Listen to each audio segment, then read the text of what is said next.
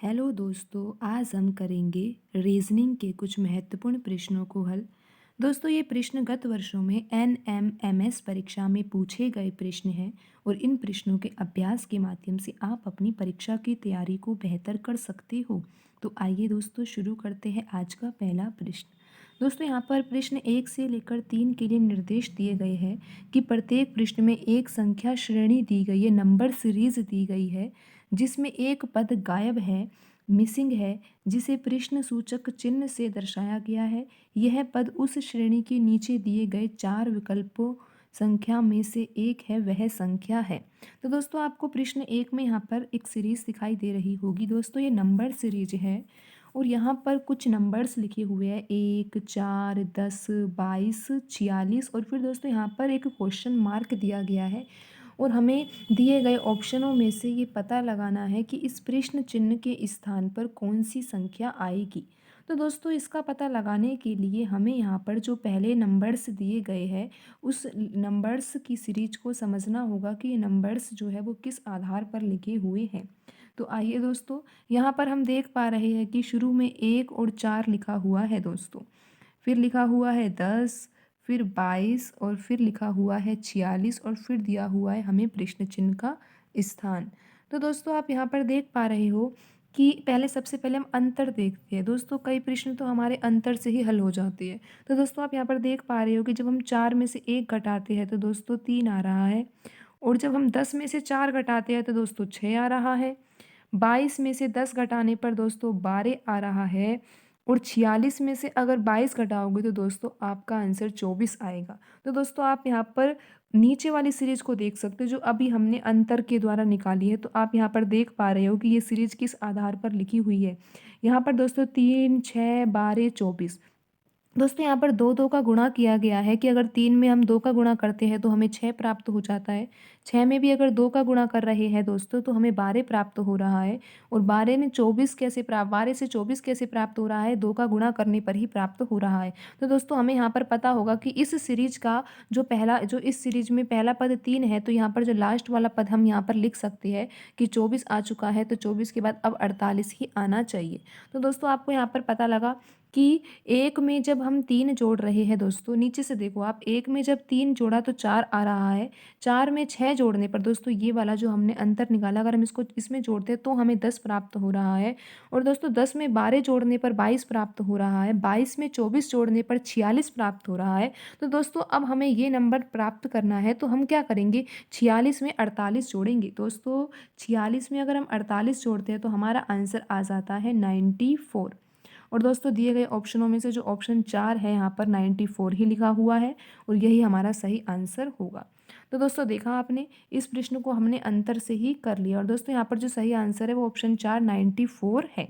अब हम बढ़ते हैं अगले प्रश्न की ओर। दोस्तों, अगले प्रश्न में सीरीज लिखी हुई आपको दिखाई दे रही होगी 6, 13, 25, 51, 101 और यहाँ पर प्रश्न चिन्ह बना हुआ है। और दोस्तों, हमें यहाँ पर ये प्रश्न चिन्ह के स्थान पर ये पता लगाना है कि दिए गए ऑप्शनों में से कौन सी संख्या आएगी। तो उससे पहले हमें इस सीरीज को समझना होगा। दोस्तों, यहाँ पर 6 लिखा हुआ है, 13 है, फिर 25 है, फिर 51 है, फिर दोस्तों 101 है और फिर प्रश्न चिन्ह है। अब हमें सबसे पहले ये शुरू में दिए गए 2 नंबर है ना दोस्तों, 6 और 13, इनमें संबंध देखना है कि 6 के द्वारा हम किस तरह से 13 को प्राप्त कर पाएंगे। तो दोस्तों, आप यहाँ पर देखोगे कि 6 में जब 2 का गुणा किया जाता है ना, 6 में दोस्तों जब 2 का गुणा करते हैं तो हमारा आंसर 12 आ रहा है, लेकिन हमें 13 प्राप्त करना है। तो हम यहाँ पर ये सोच सकते हैं कि 6 का गुणा 2 से करने के बाद अगर हम उसमें 1 जोड़ देते हैं तो हमें 13 प्राप्त हो जाएगा। बिल्कुल सही बात है दोस्तों। समझे आप कि जब हम 6 में 2 का गुणा कर रहे हैं तो हमें 12 प्राप्त हुआ, लेकिन दोस्तों हम कह रहे हैं ना हमें 6 से क्या प्राप्त करना है, 13 प्राप्त करना है। तो हम इसमें 1 जोड़ देते हैं, जब 13 आ जाएगा। फिर देखते हैं यहाँ पर 13 से 25 कैसे प्राप्त कर सकते हैं। 13 से 25 प्राप्त करने के लिए 13 में अगर हम 2 का गुणा करते हैं तो 13 दूनी 26 आ रहा है। हमने यहाँ पर भी 2 का गुणा ही किया है दोस्तों। जब 13 में 2 का गुणा कर रहे हैं तो हमें 26 प्राप्त हो रहा है, लेकिन दोस्तों हमने यहाँ पर देखा कि ये तो 25 है। दोस्तों, हमने जब 6 से 13 प्राप्त किया तो हमने 1 जोड़ा था, लेकिन यहाँ पर 26 आ रहा है और हमें 25 प्राप्त करना है तो हमें यहाँ पर दोस्तों 1 घटाना पड़ रहा है। जब हमारा जाके यहाँ पर आंसर 25 आ रहा है। दोस्तों, जब हम 25 से 51 को प्राप्त करना चाहेंगे तो हम 25 का गुणा 2 से तो करेंगे, 50 आ जाएगा, लेकिन 51 को प्राप्त करने के लिए हमें फिर यहाँ पर 1 जोड़ना होगा। क्या दोस्तों आप समझ पा रहे हो? यहाँ पर गुणा तो 2 से ही हो रहा है, लेकिन घटा हम किस तरीके से रहे हैं दोस्तों हम यहाँ पर पहले हमने 1 जोड़ा है, फिर हम 1 घटाया है। दोस्तों फिर 1 जोड़ा है, तो आप समझ गए होंगे अगर अगले वाले पद में क्या होगा, अगले वाले पद में दोस्तों 1 घटाना होगा लेकिन गुणा 2 का ही करना होगा। दोस्तों 51 में जब हम 2 का गुणा कर रहे हैं तो 102 आता है और 101 प्राप्त करने के लिए हमें 1 घटाना होगा। तो दोस्तों अब आप समझ गए होंगे कि पहले हमने जोड़ा है, फिर घटाया है, फिर जोड़ा है, फिर घटाया है, तो आगे आने वाला पद में हमें जोड़ना होगा। और दोस्तों 101 लिखा हुआ है तो 101 में हमें गुणा तो 2 का ही करना होगा दोस्तों, 101 में हमें गुणा तो 2 का ही करना होगा। जब हम 101 में 2 का गुणा करते हैं तो दोस्तों हमें 202 प्राप्त होता है। और दोस्तों आप यहाँ पर सीरीज को देख पा रहे हो कि पहले जोड़ा है, फिर घटाया, फिर जोड़ा, फिर घटाया, तो अब जोड़ेंगे। दोस्तों 202 में जब हम 1 जोड़ेंगे तो हमें 203 प्राप्त होगा। तो दोस्तों यहाँ पर 101 के बाद आने वाला पद जो होगा वो 203 होगा। और आप दिए गए ऑप्शनों में देख पा रहे हो दोस्तों, जो ऑप्शन 3 लिखा हुआ है उसमें 203 ही लिखा हुआ है। और दोस्तों यही हमारा सही आंसर होगा।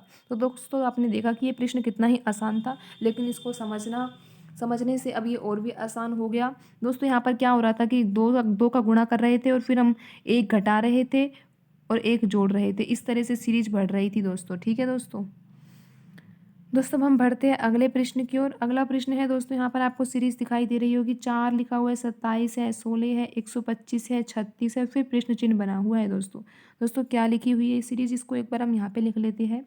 4 है दोस्तों, 27 है, यहाँ पे 16 है, फिर 125 है, फिर 36 है और फिर प्रश्न चिन्ह है। तो दोस्तों यहाँ पर 4 है, आप समझ पा रहे होंगे दोस्तों ये घन और वर्ग से संबंधित प्रश्न है। 4 जो होता है दोस्तों 2 का वर्ग होता है, और जो 27 होता है दोस्तों वो 3 का घन होता है। और दोस्तों 16 जो होता है वो 4 का वर्ग होता है, और 125 जो होता है वो 5 का घन होता है। 36 जो होता है वो 6 का वर्ग होता है। दोस्तों आप देख सकते हो नीचे जो सीरीज लिखी है अब हमने वो किस तरह से लिख रहे हैं। दोस्तों यहाँ पर 2 का एक पहले वर्ग हो रहा है, फिर घन, ऐसे छोड़ छोड़ के वर्ग और घन हो रहे हैं दोस्तों। अब यहाँ पर 2 3 4 5 6 दोस्तों यहाँ पर आएगा तो 7, लेकिन यहाँ पर वर्ग है तो यहाँ पर अगले पद में घन होगा। और जब हम अगले पद में घन करेंगे तो दोस्तों 7 का घन जो होता है वो 343 होता है। दोस्तों 7 का घन निकालने के लिए आप कैसे निकाल सकते हो, 7 को दोस्तों 3 बार इस तरह से खोलना पड़ता है, और फिर जब हम गुणा करते हैं इनका, 7 का गुणा 7 से करते हैं तो दोस्तों 49 आता है, और 49 का गुणा जब 7 से किया जाता है तो 343 प्राप्त होता है। और दोस्तों दिए गए ऑप्शनों में से आपको दिखाई दे रहा होगा ऑप्शन जो 4 है उसमें 343 ही लिखा हुआ है। और दोस्तों यही हमारा सही आंसर है। तो दोस्तों आज की वीडियो में इतना ही, मिलते हैं अगली वीडियो में। धन्यवाद दोस्तों।